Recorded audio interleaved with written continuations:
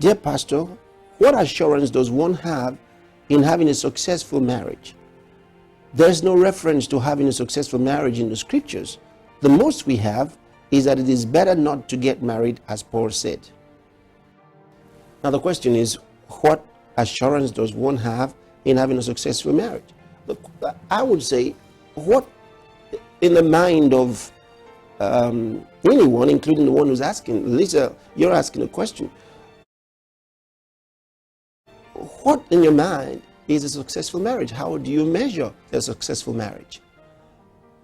What would be the reference for a successful marriage? Apparently, that's why you don't really have that in the Bible, because God would rather have you have a successful life. If you have a successful life, then you would be a candidate for a successful anything that you're involved in. See, so we have to first know what a successful marriage is. Is a successful marriage a marriage that lasts happily ever after?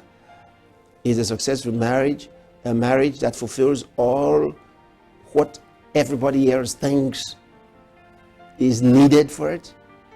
Or would a successful marriage be a marriage that is in fulfillment of God's predetermined goals? And around the world, how many people actually get married to fulfill God's dream?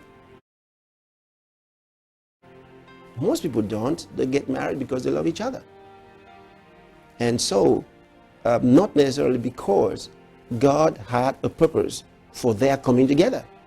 Most come together because they say, well, we won't do this for God, we won't do this for ourselves, or whatever it is. But how many were into it because it was God's desire and they had something that God wanted them to fulfill together for God? Now, and does God tell everybody what that thing is? Which means it's those involved together with God that can tell whether or not they're successful. Everyone else can't tell. So that leaves the successful marriage in the hands of God and those involved, rather than everybody else trying to tell whether it's successful because, it looks successful. So that's why you don't have that kind of information. Rather, it gives you all information you require to be a successful person.